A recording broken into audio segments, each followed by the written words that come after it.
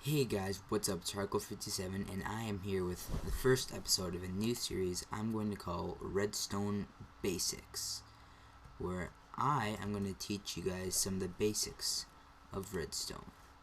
So, first we're going to talk about inputs and outputs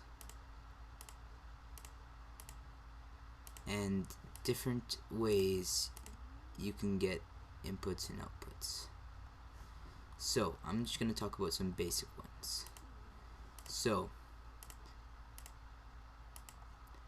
let's say this black wool is going to be our input here, and our door is going to be the output here.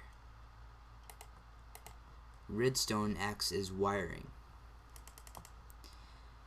that can be controlled by many different kinds of input switches. Anyways, I'm going to show you most of them. So our first is the lever, which at the flip of a switch it'll open and it won't close until you right click it again. Our next one is our buttons, which come in wood and stone.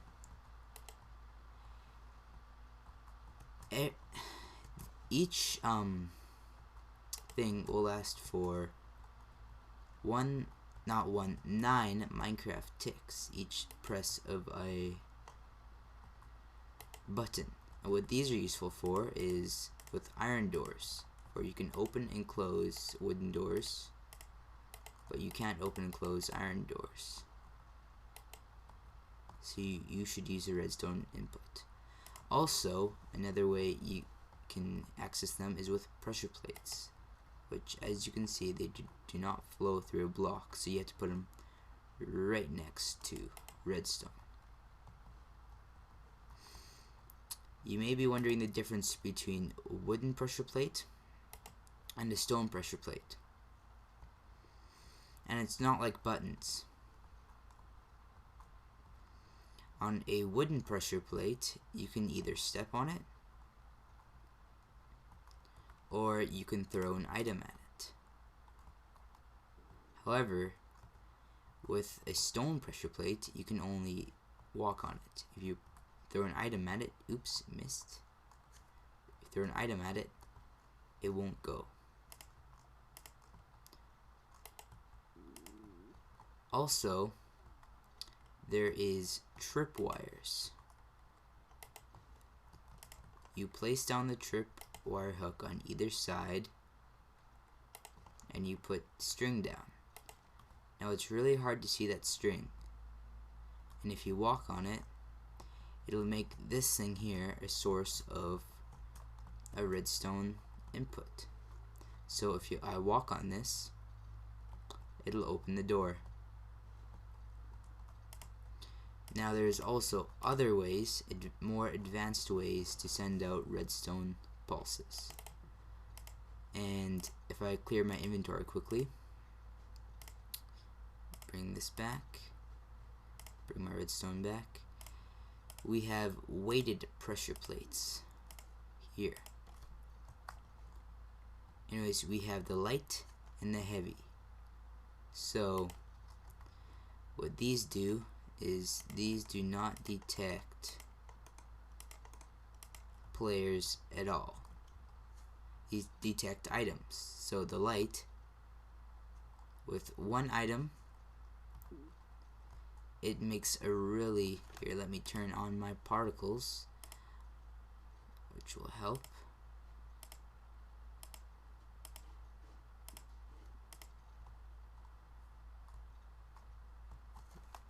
I'm on Optifine, just wait a sec here. It's on animation, there we go. So you can see we have some things there. And also a quick tip, redstone goes 15 blocks. 1, 2, 3, 4, 5, 6, 7, 8, 9, 10, 11, 12, 13, 14, 15. That is the maximum range redstone can go. So quickly do this. There's also other ways of getting inputs, other simple ways. There is redstone block, and there is a redstone torch. I'll show you the advantages and disadvantages of both. But yeah, 15 blocks. So we'll turn this into 15 blocks. 4, 5, I'll just go over here. Anyways, if I shoot 1 at it, it'll only go 1 block. Now if I go 2, 3, 4, 5, 6. I think at 5 it went to 2 blocks. And you just keep going here. And eventually, when you have about a full stack on there, you have a pulse of exactly 15. Now with a weighted pressure plate,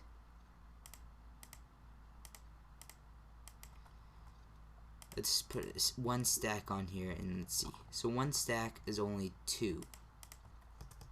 2 stacks is 3, and so on. So if you're wondering how I'm doing this, it's middle click. So we've put several stacks on there, and it hasn't even gotten to the end. It's gotten close, but let's continue putting on stacks. So put on 2 more, and it's 1 away from the end. Let's see. Put 1 more on there, and I don't know if I got it on there or not. But just let me get you on there, and we're at the end. So you can see the difference between weighted and light pressure plates. Now let me clear my inventory here. Also, a redstone, a daylight sensor I'll do next. Daylight sensors detect the amount of daylight. So right now there is midday, and I believe I have a daylight sensor machine somewhere that I need to delete. Yes, right here. Load for me, thank you.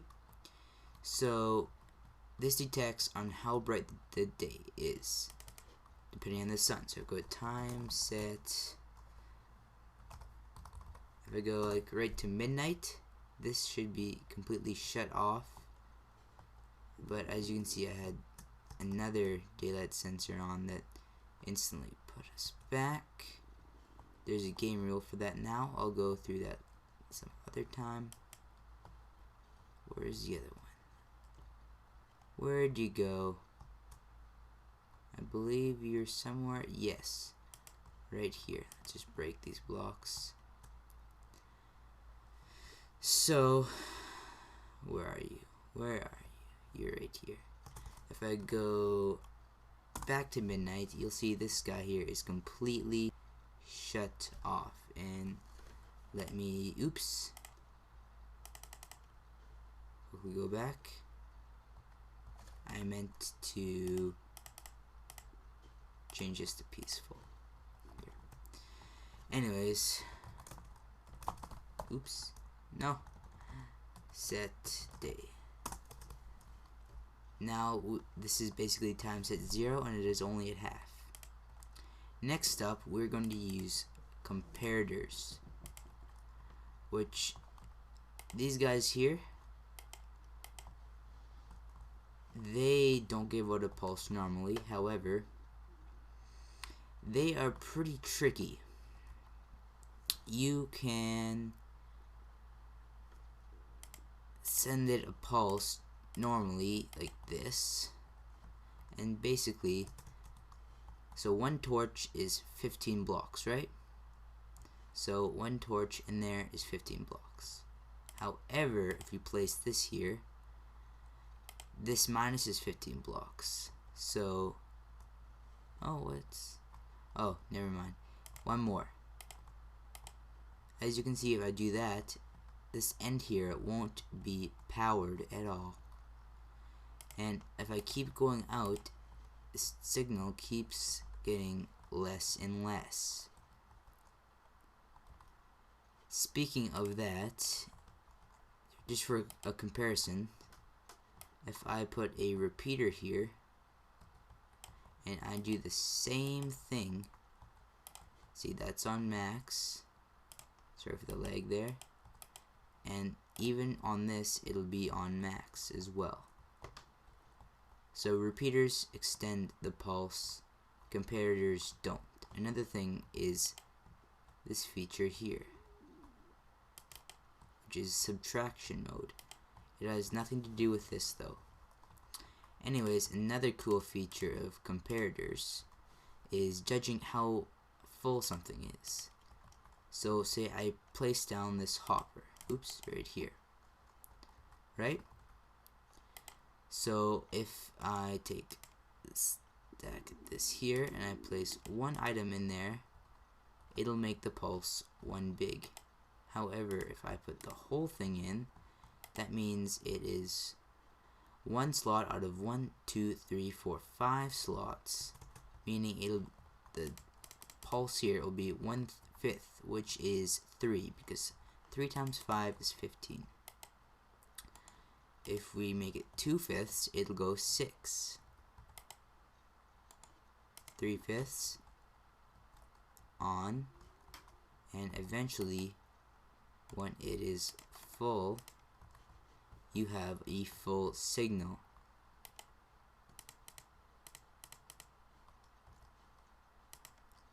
This also works with items like dispensers, basically any item, except for, you know, dispensers have more slots. Same goes with a chest.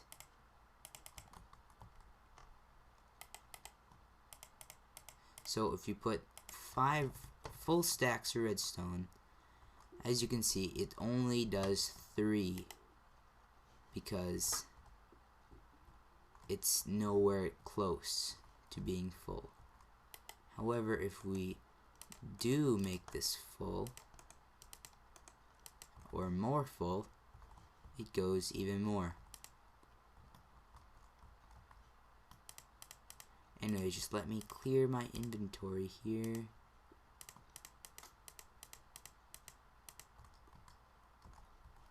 And come here.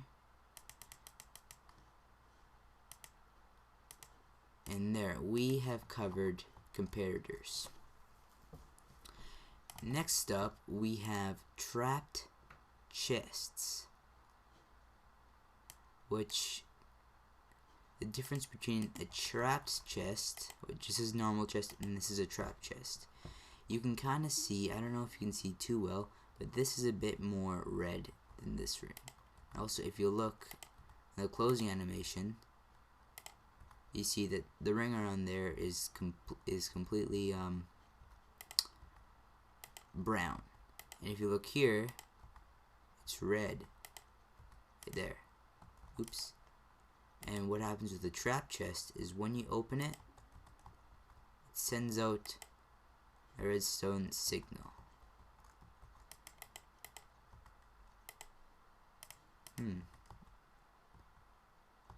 Oh, yes, it is the same. It looks like it's pretty close to the same. Anyways, if anything, what you want to do is put a repeater next to it, which I will quickly go like this.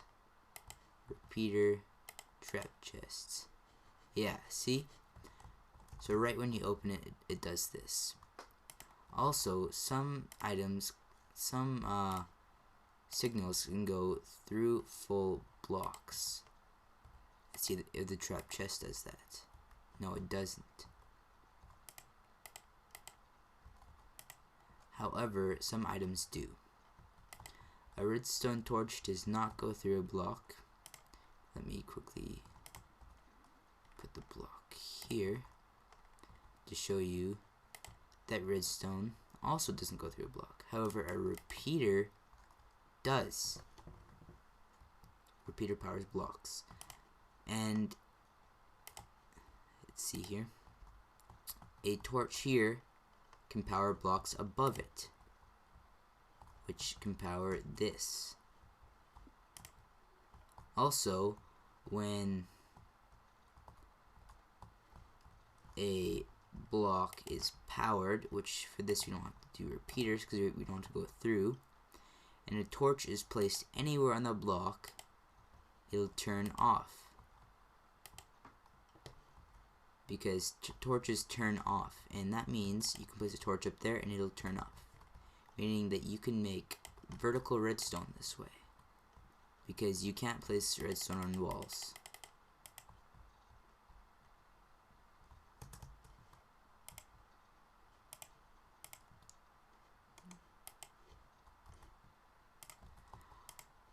Also,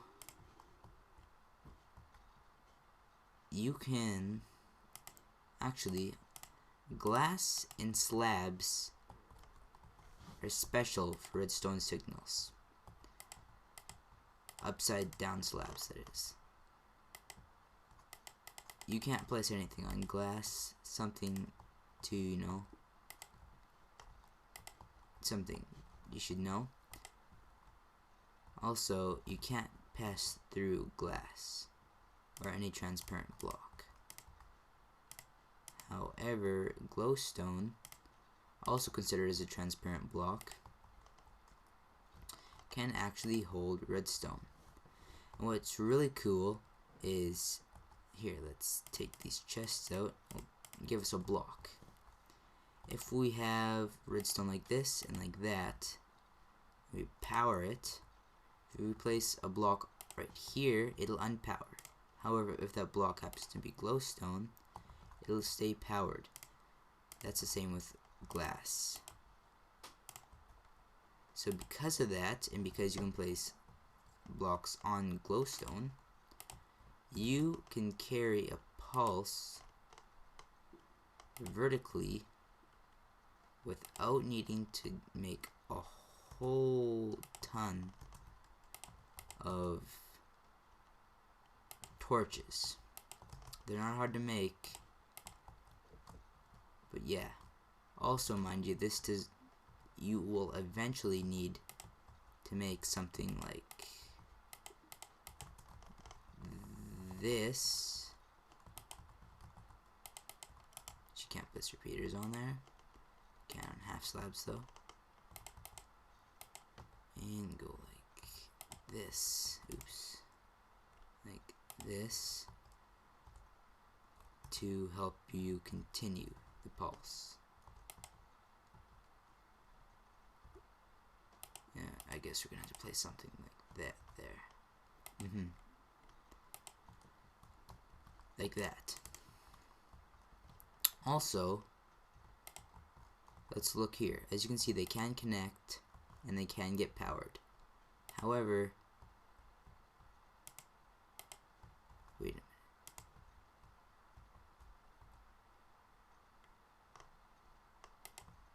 Yeah, they can go up, but they can't go down.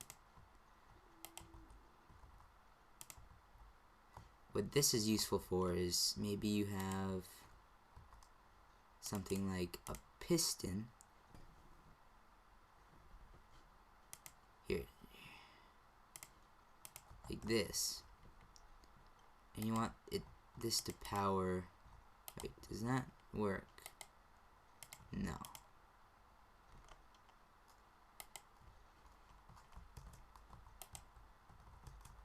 It's you there, and you there. Does it still work? Yeah. Alright. Say you have pistons like this. And that is powered. I did not mean for that to get powered. Let's take this out. You can make it so that you can power only these two or only these two. Sweet. Wait, no, that game rule's not in yet. Anyways, yes. that's something interesting with inputs and outputs. And this episode isn't over yet. There's still more to it. There's so much to know about redstone. What you can also do,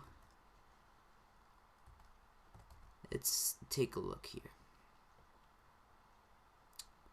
Oh yeah, I forgot. I was going to show you the advantages and disadvantages of each block.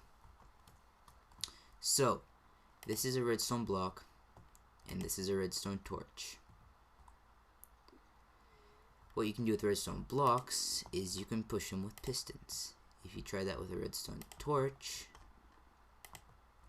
it'll break the redstone torch. However, the redstone torch can power a block and turn off another redstone torch. Meaning you can invert things.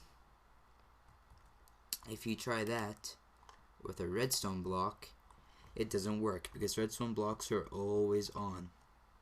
Always.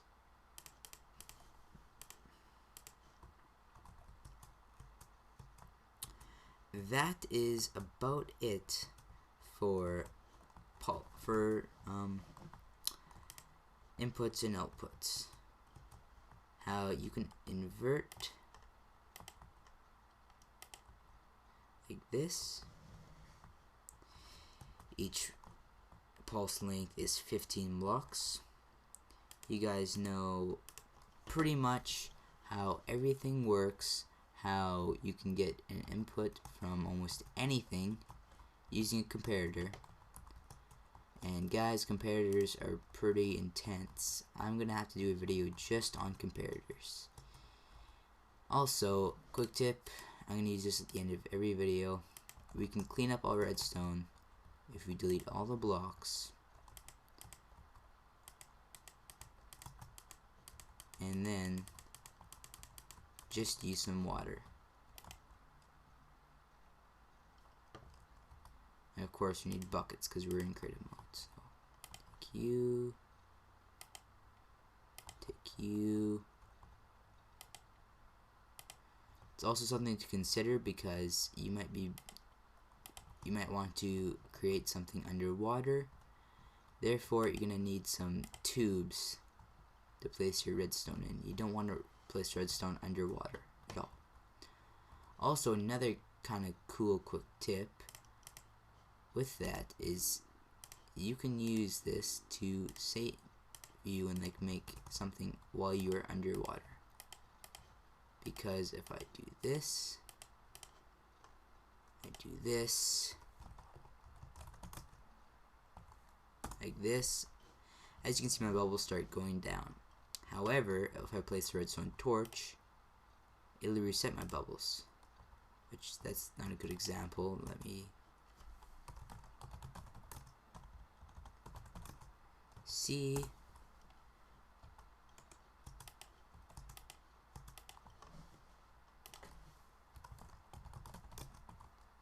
There we go. As you can see, we can reset our bubbles like this. And there we are. That's it for the first episode of Redstone Basics. I hope you guys enjoyed. And if you want to see more, definitely say so down in the comments. Have a great and wonderful day.